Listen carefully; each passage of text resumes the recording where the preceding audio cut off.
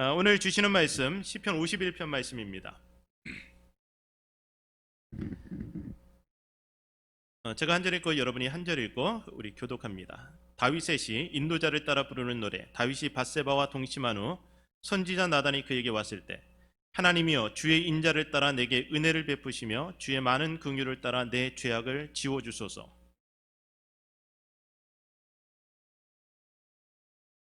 물은 나는 내 죄가를 아오니 내 죄가 항상 내 앞에 있나이다.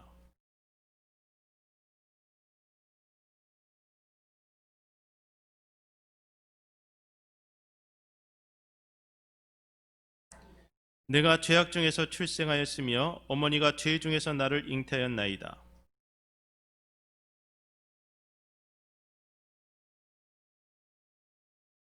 우슬초로 나를 정결하게 하소서. 내가 정하리이다. 나의 죄를 씻어주소서. 내가 눈보다 희리이다.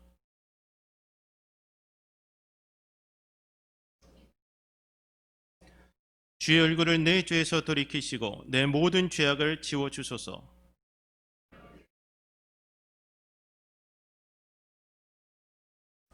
나를 주 앞에서 쫓아내지 마시며 주의 성령을 내게서 거두지 마소서.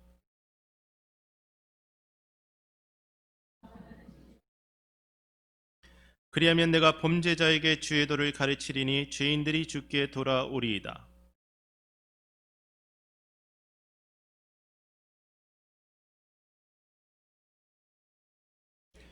주여 내 입술을 열어주소서. 내 입이 주를 찬송하여 전파하리이다.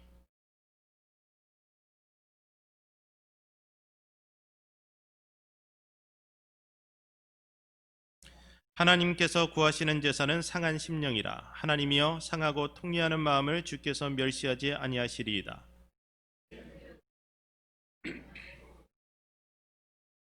우리 같이 읽습니다.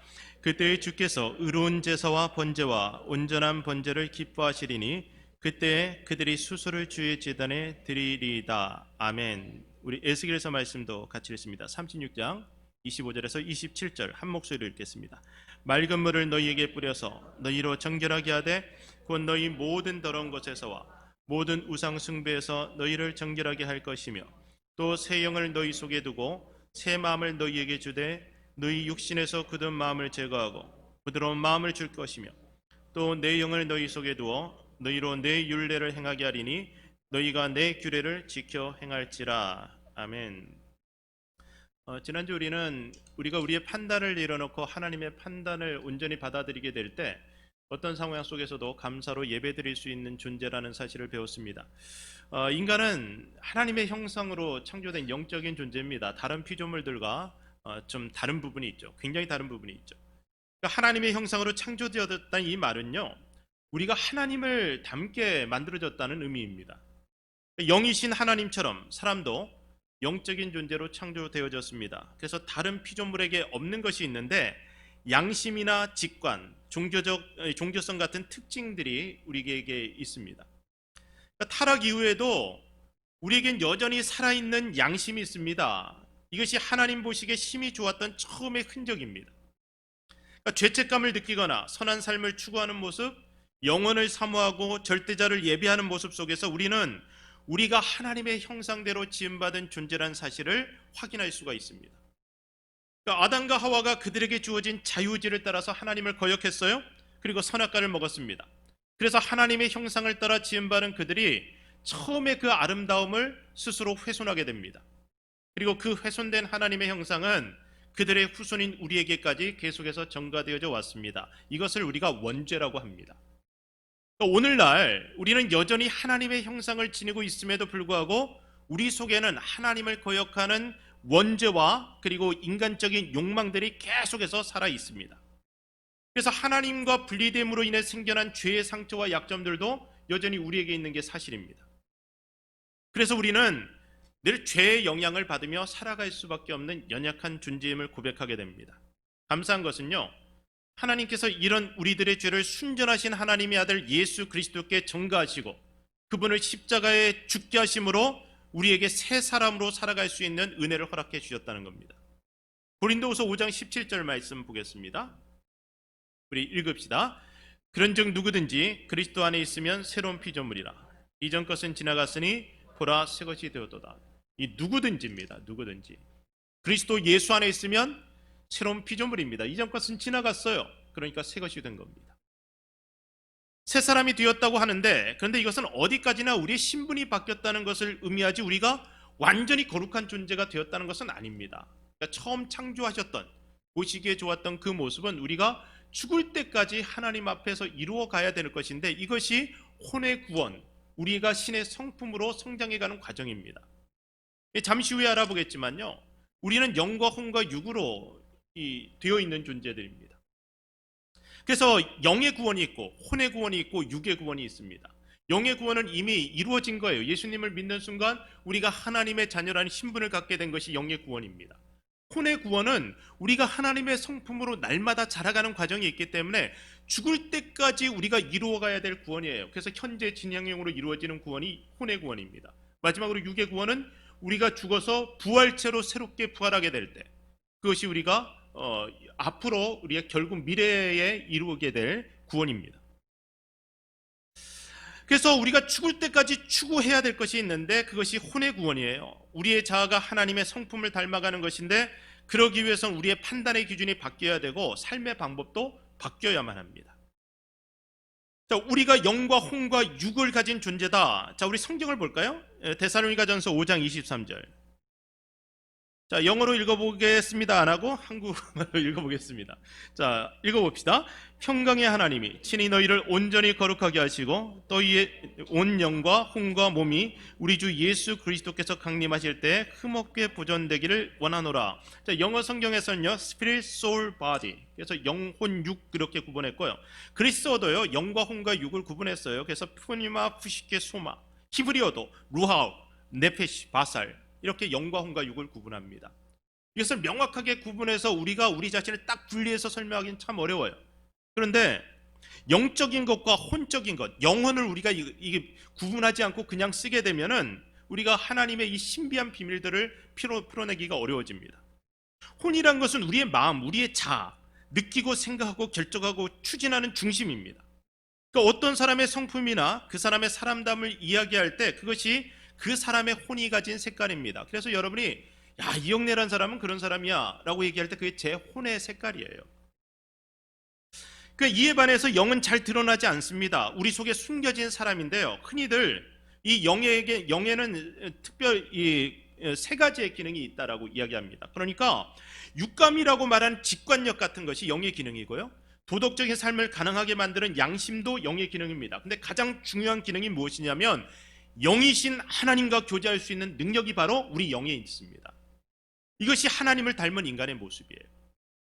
그러니까 영적인 영역을 자각하는 사람을 가리켜서 우리가 영적인 사람이라고 하는데, 성령에 연결되어도 영적인 사람이지만요, 귀신에 접신되어도 우리는 영적인 사람이라고 이야기할 수 있습니다. 그러니까 영적인 곳에서 일어나는 모든 것들을 혼적인 영역에서 자각하는 거예요. 느끼고 그것을 깨닫는 것이 영적인 사람들의 특징인 거죠. 그러니까 영적이라고 해서 다 거룩한 것은 아닙니다. 귀신을 섬기는 사람도 제한된 범위 안에서 예언을 하거나 능력과 치유, 축기 같은 이적을 행할 수 있습니다. 그러니까 성령의 사람들은 그 영이 성령과 연결되어 있는 사람인데, 이런 사람을 성령이 내주하시는 사람이라고 우리가 말합니다. 그래서 예수님을 영접하고 구원받은 모든 하나님의 사람들이 성령의 전이라고 불리는 것입니다. 그러니까 이 건물도 우리가 성전이라고 이야기하는데 우리 자신도 성전인 겁니다. 여러분, 고린도전서 말씀 보겠습니다. 6장 19절 읽어봅시다. 너희 몸은 너희가 하나님께로부터 받은 바 너희 가운데 계신 성령의 전인 줄을 알지 못하느냐? 너희는 너희 자신의 것이 아니라. 자, 우리가 성령의 전이라고 말씀하죠. 요한복음 4장 24절 말씀 읽어봅니다. 하나님은 영이시니 예배하는 자가 영과 진리로 예배할지니라. 자, 하나님은 영이시니, God is Spirit. 하나님은 영이시니. 그러니까 우리가 어떻게 예배해야 되냐? 영과 진리로, Spirit and in truth. 이렇게. 그러니까 영과 진리로 예배 드려야 된다 그래요. 그래서 우리가 영이신 하나님을 예배할 때 우리의 영으로 예배하기 위해서 우리가 하나님 앞에 진실해져야 된다는 거예요. 깨끗한 마음, 정직한 마음으로 하나님 앞에 설 때 우리가 영으로 예배할 수 있는 능력들이 생깁니다. 이 부분을 조금 더 우리가 이후에 설명하려고 합니다. 자, 선악과를 먹게 되면 죽는다고 하셨어요. 근데 영의 죽음이 바로 1차적인 죽음이고 육의 죽음이 2차적인 죽음입니다. 그러니까 선악과를 먹는 즉시 인간은 영적인 죽음을 경험해서 하나님과 분리돼요. 그래서 하나님을 피해서 숨습니다. 그러니까 범죄한 인간은 죄로 인해서 그 영의 기능이 이제 어두워지게 되었고 약해지게 되어서 하나님과 자연스럽게 멀어졌어요. 그리고 그 마음도 점점 부패해져서 악을 행하는 존재로 전락하게 됩니다. 예레미야 17장 9절 말씀, 자, 여러분 읽어주세요. 시작.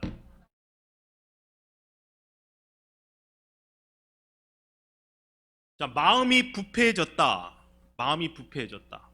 자, 여러분 이것을 인정하셔야 됩니다. 그러니까 마음이 부패해진 우리 인간은 모든 것을 자기 기준으로 판단하게 되었어요. 그리고 서로 다른 판단으로 서로를 죽이는 일을 하며 살아갑니다. 지금 세상이 많이 문명화돼서 나하고 판단이 다르다고 해서 다른 사람을 총이나 칼로 죽이진 않아요. 그런데 우리의 말과 글로 죽이고 있잖아요. 여러분 온라인에 나오는 기사들에 달린 댓글들을 보세요. 얼마나 사람들이 험악한 말들을 하는지 모릅니다. 얼마나 험악한 행동들을 하는지 모릅니다. 그래서 서로를 죽이는 일들을 끊임없이 하는 이유는 뭐냐면 다 제각기 자기의 판단을 가지고 있기 때문에 다른 사람들을 죽여야 될라고 정죄하기 때문에 그렇습니다. 그리고 같은 생각을, 같은 판단을 공유하는 사람들끼리는 진영을 만들어요.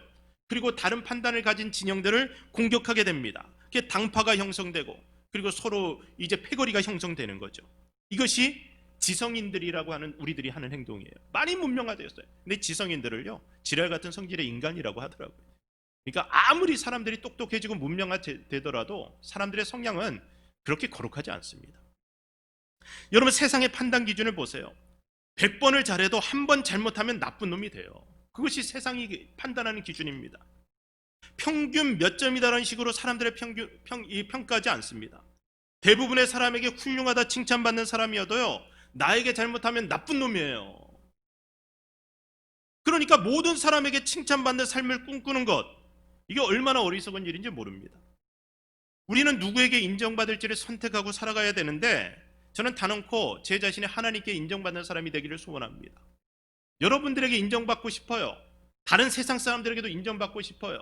많은 사람들이 저를 훌륭한 사람이라고 칭찬했으면 좋겠어요. 그러나 그것에 목매어 살아가다가 하나님께 버림받는 인생이 되고 싶진 않습니다. 여러분 주변을 둘러보세요. 결혼하신 분들 100명의 아줌마에게 인정받는 것보다요, 내 아내에게 인정받는 것이 훨씬 더 중요합니다. 안 그렇습니까 남자분들? 자, 아줌마들에게 물어볼게요.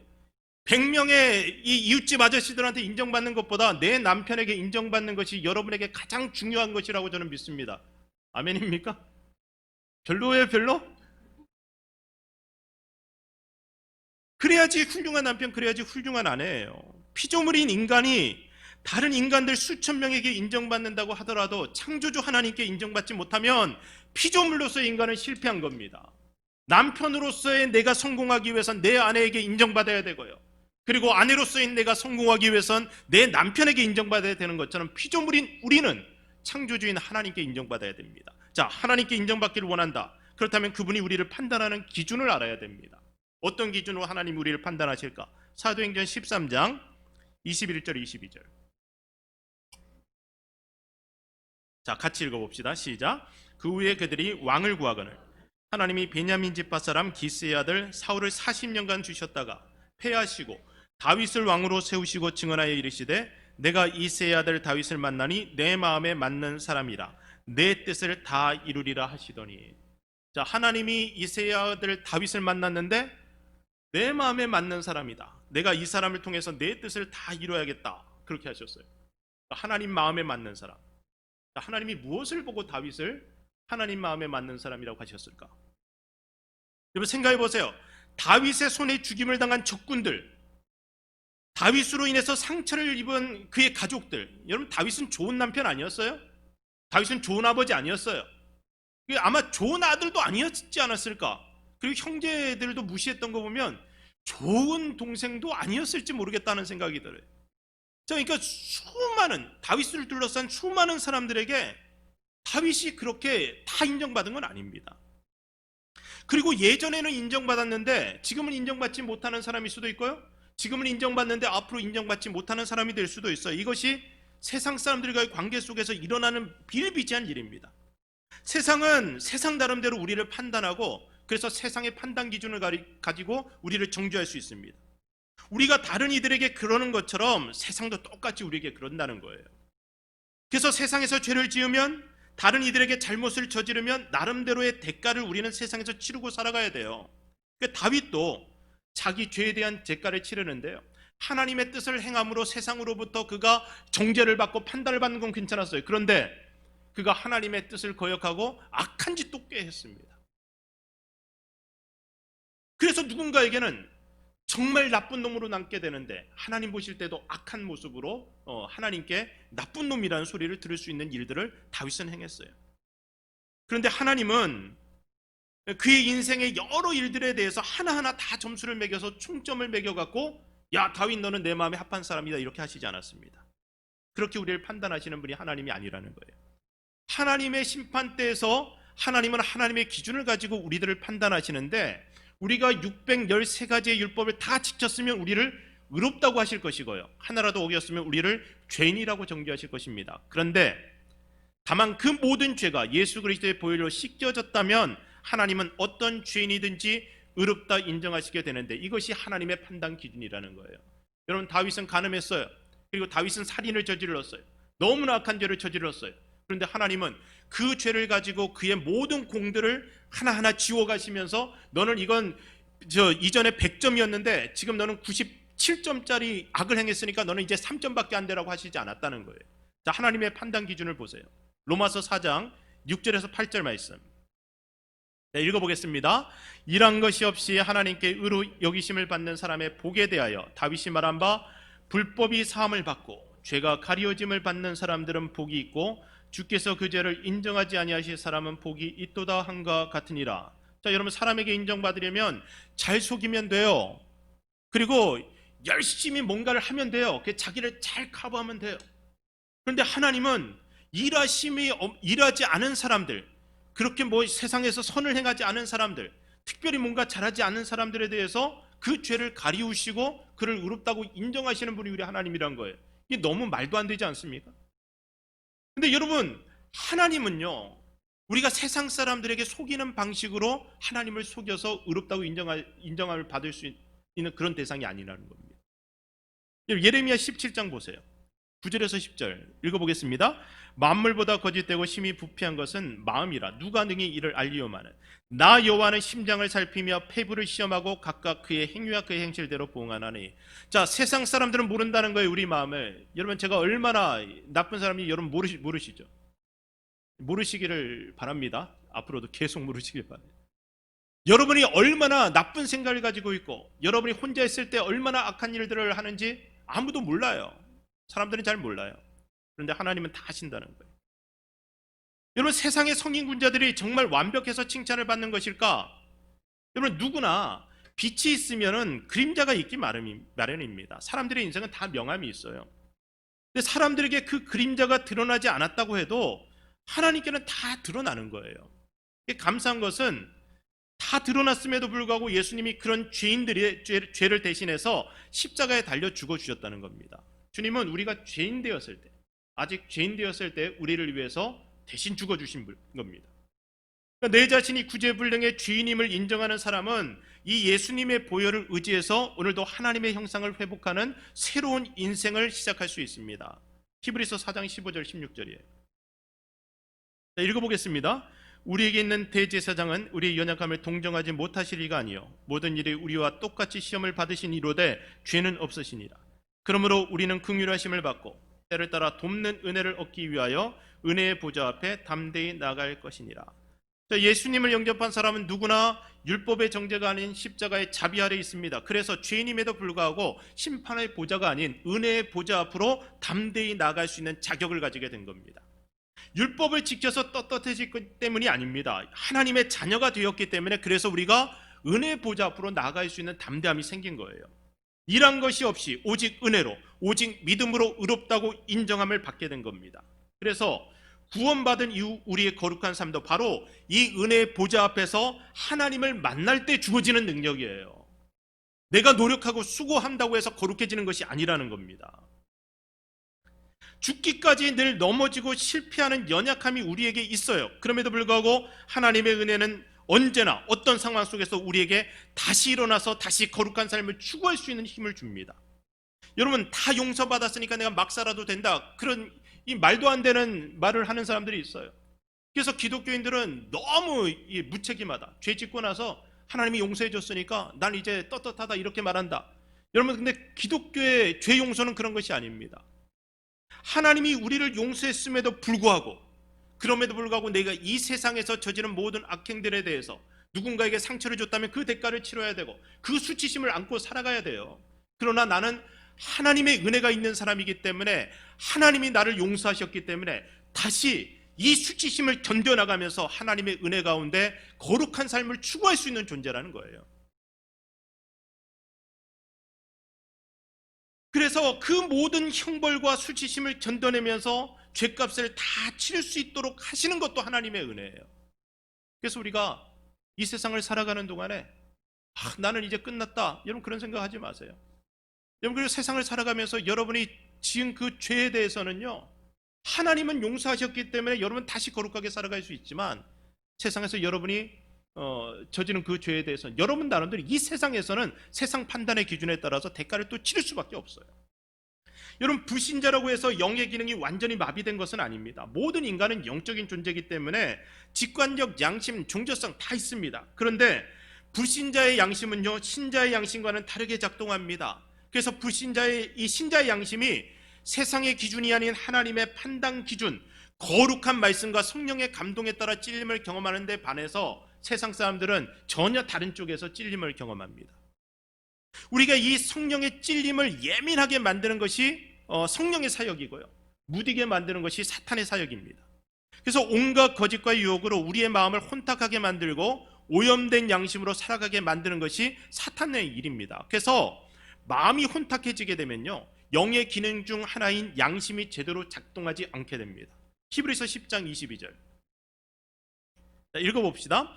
우리가 마음의 뿌림을 받아 악한 양심으로부터 벗어나고 몸은 맑은 물로 씻음을 받았으니 참 마음과 온전한 믿음으로 하나님께 나아가자. 여기서 보니까요, 양심이 그냥 양심이 아니고 악한 양심이라고 했어요. 한자로는 이 양자가 이 좋을 양, 선할 양자를 쓰니까 우리가 양심은 다 좋은 것이라고 생각하는데, 여러분 양심도 악한 양심이 있고요, 그리고 선한 양심이 있습니다.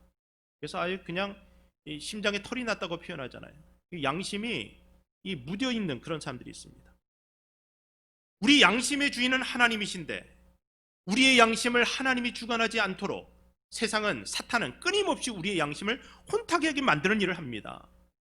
여러분, 교회, 정치, 행정 모두 양심의 주인이신 하나님을 의식하며 행하는 것입니다. 그래서 우리가 민주적인 정치 시스템을 가졌다고 할 때 우리가 주인인 시스템을 가진 게 아니에요. 우리 각 사람의 양심의 주인이신 하나님을 의식하고 우리가 민주적으로 의사결정을 하는 것이 우리 장로교의 이 정치 시스템입니다. 그러니까 각 사람이 자기 양심을 가지고 선택하고 결정하고 일할 수 있도록 만들고 돕는 것이 우리 교회 리더십의 역할인 겁니다. 그래서 성도들이 수근수근하고 어떤 잘못된 모의들을 하고 이런 것들을 못하게 하는 게 그거예요. 우리 공천위원들이 공천하는 과정 속에서도 서로 모여서 누구는 어때 누구는 어때 이런 회의 못하게 했습니다. 그런 거 없어요. 우리는 그냥 각자가 하나님 앞에 기도하는 가운데 이 사람을 일꾼으로 세워야 되겠다고 하면 한 사람 한 사람이 자기에게 주어진 하나님이 주신 그 선한 양심을 따라서 선택하면 되는 거예요.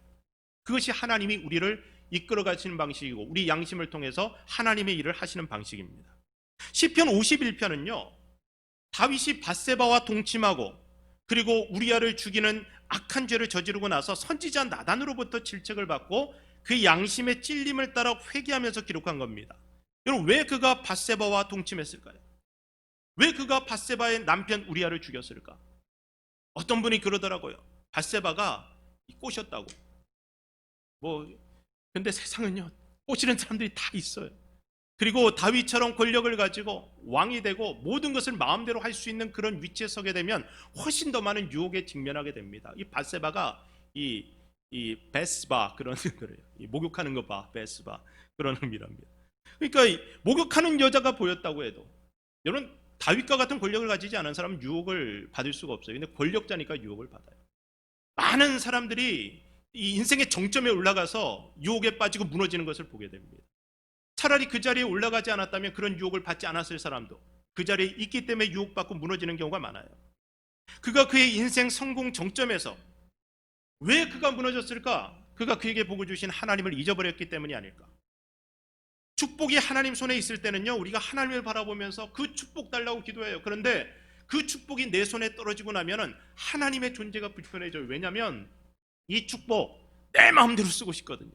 근데 하나님은 자꾸 내 양심을 찔러서 내 마음대로 그 축복을 누릴 수 없게 만들어요. 여러분, 탕자의 비유가 그렇지 않습니까? 아버지에게 유산을 받기 전까지는 계속 아버지를 찾아가요. 아버지 유산 주세요, 유산 주세요. 계속 아버지를 졸라대요. 아버지가 귀찮더라도 어쨌든 아들이 계속 찾아오잖아요. 아버지하고 대화가 있잖아요. 근데 유산을 나눠주니까 어떻게 해요? 지 맘대로 살고 싶어서 그 유산 가지고 먼 타국으로 떠나가요. 아버지가 없어야지. 그래야지 아버지에게 받은 이 유산이 나를 즐겁게 만들고 내가 하고 싶은 걸 다 할 수 있도록 만드는 거기 때문입니다. 여러분, 술집에서 여자 끼고 앉아서 놀고 있는데 안주가 딱 들어오니까 한 사람이 갑자기 자, 우리 기도합시다 한다고 해보세요. 분위기가 확 쌓여지지 않겠습니까? 그러니까 내가 쾌락을 즐기고 내 마음대로 놀고 싶은 곳에서는 하나님의 존재를 잊어야지, 그래야지 내 마음대로 살 수 있는 겁니다.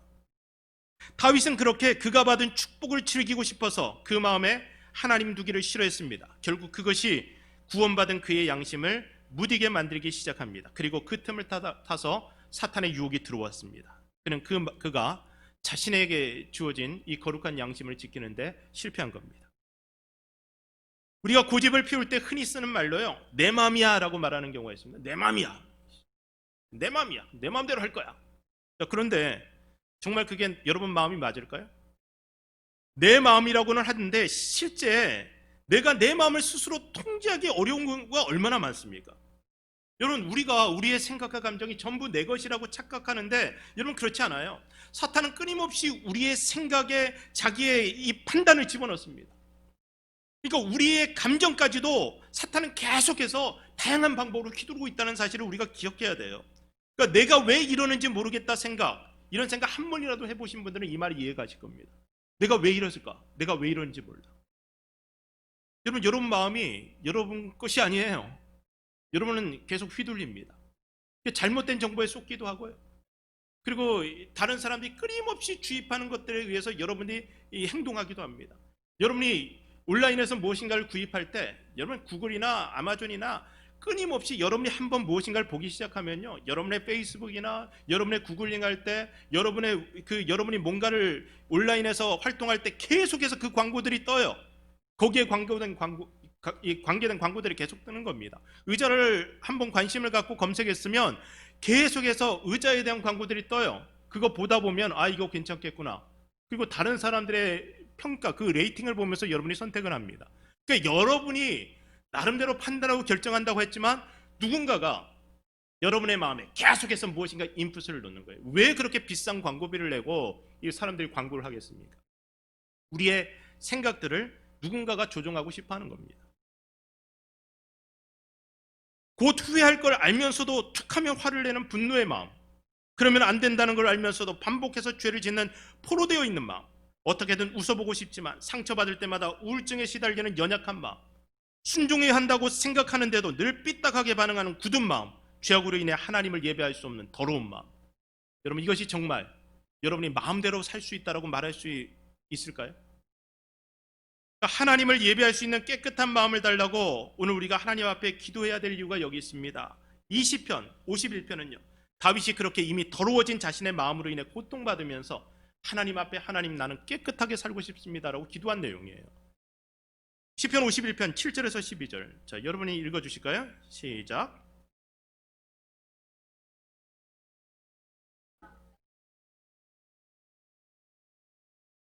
내가 즐겁고 기쁜 소리를 들려주시사 주께서 꺾으신 뼈들도 즐거워하게 하소서.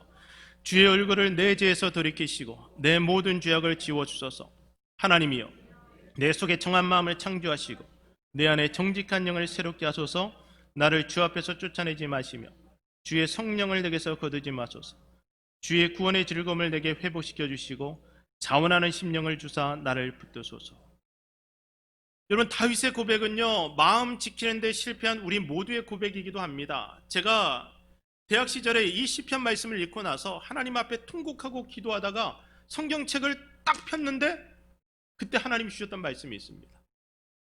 주의 구원의 즐거움을 내게 회복시켜 주시고 자원하는 심령을 주사 나를 붙드소서. 기도하고 성경을 폈는데 하나님이 주셨던 말씀이 에스겔서 36장 25절 27절 말씀이었습니다. 우리 같이 읽어봅니다. 읽어봅시다. 맑은 물을 너희에게 뿌려서 너희로 정결하게 하되 곧 너희 모든 더러운 것에서와 모든 우상 숭배에서 너희를 정결하게 할 것이며 또 새 영을 너희 속에 두고 새 마음을 너희에게 주되 너희 육신에서 굳은 마음을 제거하고 부드러운 마음을 줄 것이며 또 내 영을 너희 속에 두어 너희로 내 율례를 행하게 하리니 너희가 내 규례를 지켜 행할지라. 회복할 수 없을 만큼 굳어질 대로 굳어지던 내 마음 대신에 아예 하나님께서 지금 우리에게 새 마음을 주시겠다고 약속하시는 거예요. 그러니까 상하고 통해하는 심령으로, 깨어진 심령으로, 찢겨진 가슴으로 하나님 앞에 예배하는 사람에게 하나님께서 새 영은, 내 영을 너희 속에 두어 너희로 내 율례를 행하게 하고 너희가 내 규례를 지켜 행할 수 있도록 나는 너희에게 새 마음을 주겠다 말씀하시는 겁니다. 하나님의 성령을 우리 마음에 부어주셔서 우리로 자원하는 심령으로 하나님의 뜻대로 살 수 있는 능력을 갖게 하시겠다. 이것이 찢겨진 심령으로 하나님을 예배하는 사람에게 주어지는 능력입니다. 여러분, 이때 누리게 되는 마음의 평안, 그것이 진짜 평안이에요. 바로 내 판단이 하나님의 판단에 복종하게 될 때 그때 주어지는 평안인 겁니다. 여러분, 속이고 살면서 마음이 평안하지 않아요. 여러분, 청년의 때 제가 정말 많이 회개하고 많이 통곡했어요. 근데 생각해보세요. 지금보다 그때 제가 죄를 더 많이 지어서 그랬을까요? 여러분, 절대 아니에요. 제가 나이가 들어가면서 목회 경륜이 늘어나고 여러 가지 기술은 발전했을지 몰라도요, 청년의 때만큼 순수해지지는 안 돼요. 그건 안 되더라고요. 그러니까 시간이 지날수록 더 순수해지고 싶은데 그게 안 돼요. 가장 순수했을 때예요. 왜 그때는 제가 더 많이 회개하고 더 많이 통곡했을까? 제 양심이 그때는 더 예민했기 때문에 그렇습니다. 그래서 그때는 더 하나님 앞에서 울었어요. 근데 살다 보니까 너무 예민해지면 이 험한 생활상 살아내기가 너무 힘든 거예요. 너무 예민해지면. 사람들은 완벽한 사람을 원하는데 예민한 양심으로는 그들의 기준을 맞추기가 너무 어렵더라고요. 그들은 나의 내면보다 겉으로 드러난 행위만 보고 판단합니다. 그래서 성도들은 목회자를 볼 때요, 너는 내 앞에서 완벽하라 요구합니다. 그런데 이런 찢겨진 마음으로 예민해갖고 하나님 앞에 통곡하고 회개하는 이런 모습으로는 당당하게 성도들 앞에 서는 게 너무 어려워요. 사람들은 그렇게 겉으로 보여지는 모습을 가지고 나를 판단하기 때문에, 그래서 이 내면을 완전히 깨끗하게 하면서 하나님 앞에서 거룩해져 가는 것보다 더 쉬운 방법을 하나 알게 됐는데, 그것은 뭐냐면 저의 행위를 포장하는 것입니다. 그래서 우리는 나이가 들어갈수록 또 지위가 높아질수록 양심을 무디게 만들고 겉을 아름답게 포장하는 위선에 익숙해지게 됩니다. 범죄한 다윗도 자신의 행위를 포장했어요. 처음 간음의 죄를 범했을 때 그 사실이 새나가지 않도록 자신의 권력을 사용해서 입막음을 했을 겁니다. 그래서 주변에 있는 사람들 다 입을 막았을 거예요. 여러분, 왕궁을 그 밧세바가 출입하면서 얼마나 많은 사람들이 봤을 겁니까? 근데 다 입을 막았어요.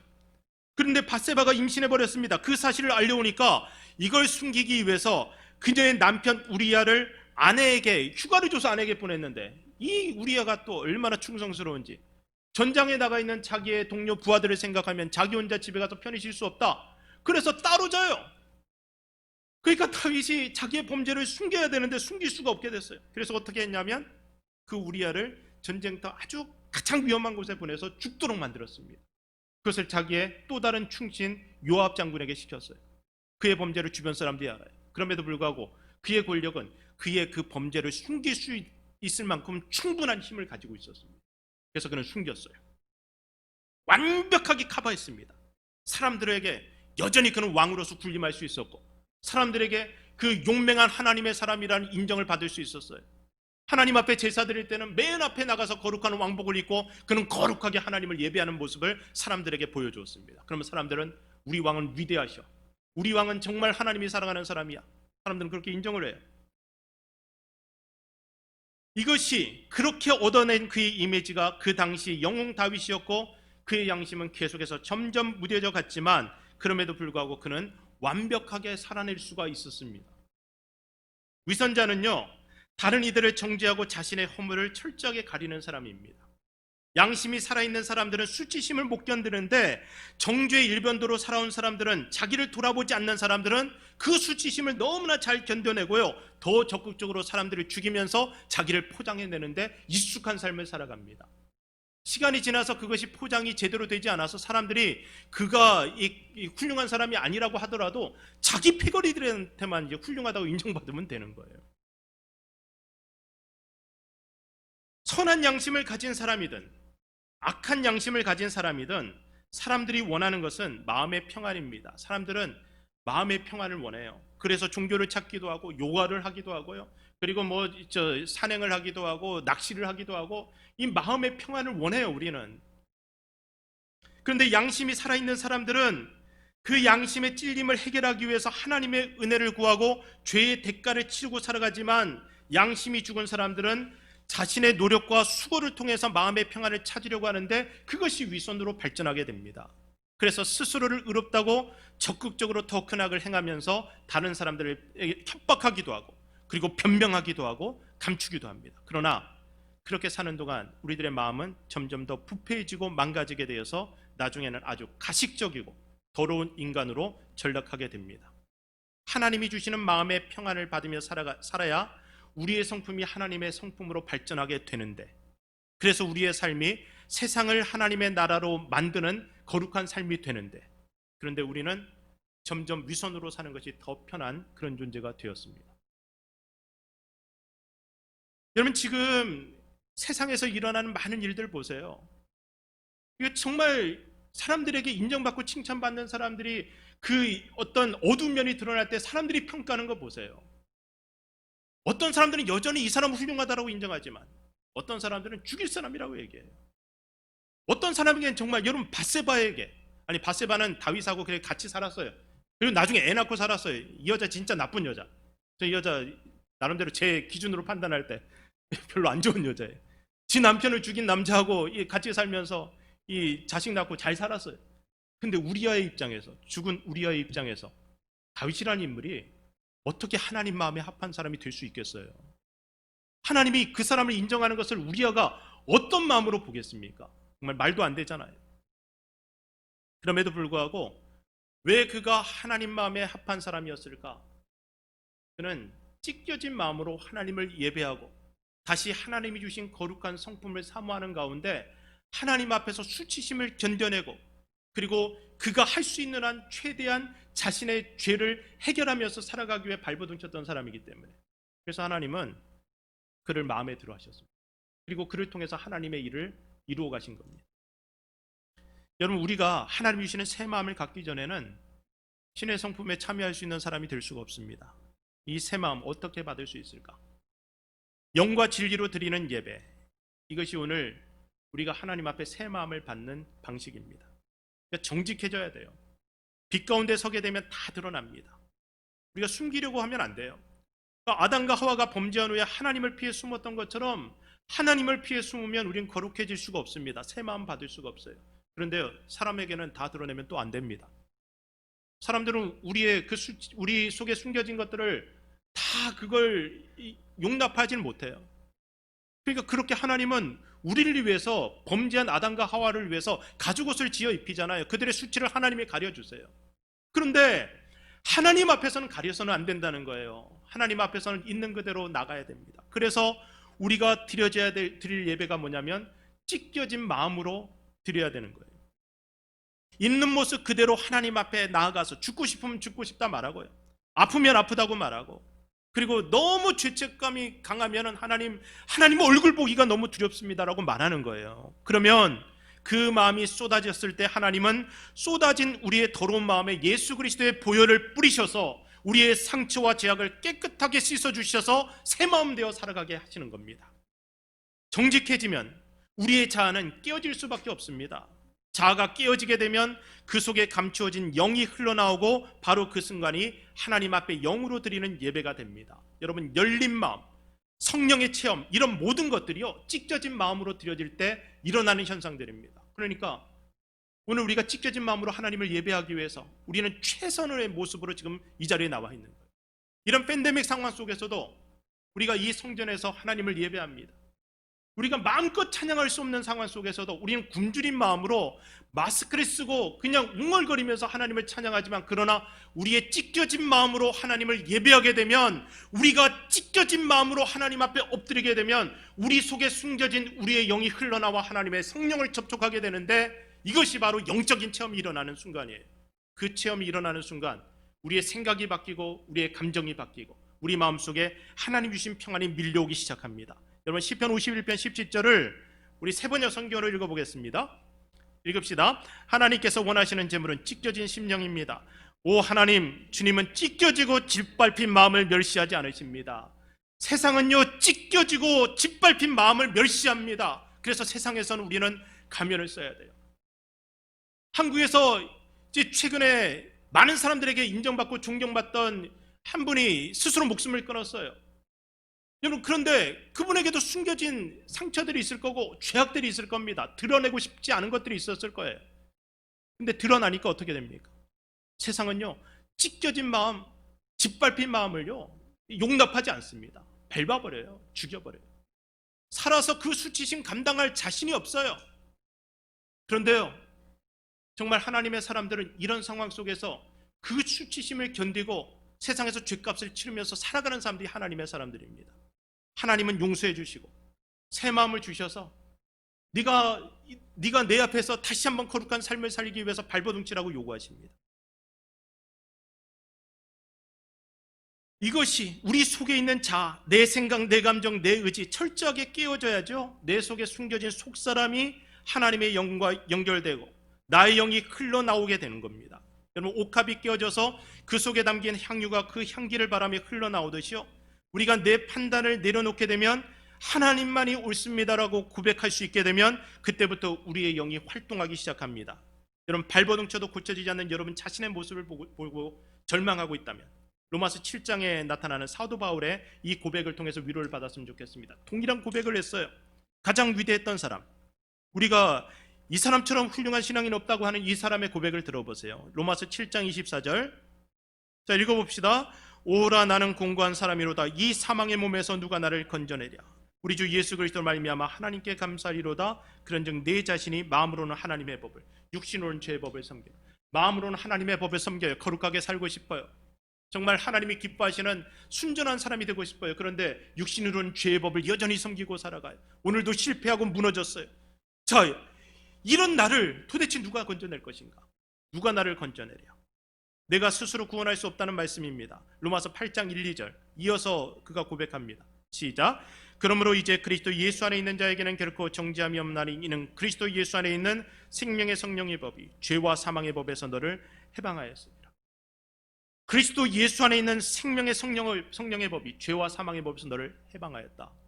이제는 하나님 앞에서 우리가 다시 한번 깨끗한 양심을 가지고 하나님이 기뻐하시는 삶을 살기 위해서 발버둥 칠 수 있는 능력을 얻게 됐다는 겁니다. 우리 모두 예수님이 필요해요. 구원받은 사람들이 살아가는 방법도 오직 예수님 안에 있는 생명의 성령의 법입니다. 바울은 그 자신의 육체가 죄에게 무너졌을지라도 그 마음은 여전히 하나님의 법을 섬긴다고 고백했습니다. 마음에는 원이로되 육신이 약하다고 하는 우리들을 주님께서는 불쌍히 여기십니다. 동일하게 시험을 받고 동일하게 고난을 받으셨던 예수님이 죄 짓지 않고 우리에게 죄를 이길 수 있는 능력을 우리에게 말씀해 주십니다.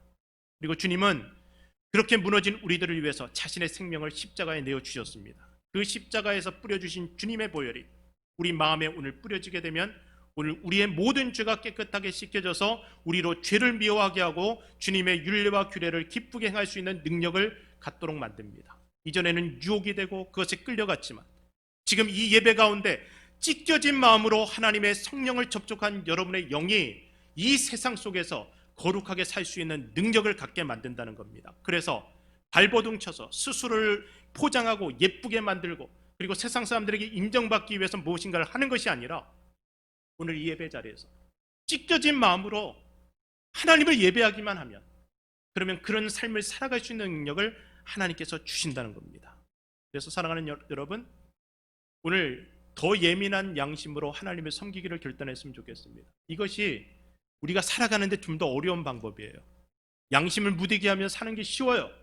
그러나 양심을 예민하게 하면 살아가기는 어렵습니다. 그러나 여러분의 마음 가운데 그 찢겨진 마음에 주어지는 하나님의 성령, 그 능력, 그 평안함은 세상이 주는 그 어떤 것과도 비교할 수 없는 참된 행복이 될 것입니다. 그 행복을 추구하기 위해서 오늘 찢겨진 심령으로 하나님을 만났으면 좋겠습니다. 찢겨진 마음으로 하나님을 예배하지 못하다 보면 우린 점점 더 우리 자신을 포장하고 살아가다가 극단적인 선택을 할 수도 있고 무너질 수도 있는 거예요. 그래서 날마다 예배드리는 순간마다 여러분, 하나님, 이 찢겨진 마음 하나님이 멸시치 않을 줄 믿습니다. 이 밟혀버린 심령 오늘 하나님께서 치유하시고 온전케 하셔서 더 거룩한 마음으로 살아갈 수 있는 능력을 하나님이 주실 줄 믿습니다. 이 마음으로 우리가 하나님 앞에 예배할 수 있으면 좋겠습니다. 기도하겠습니다.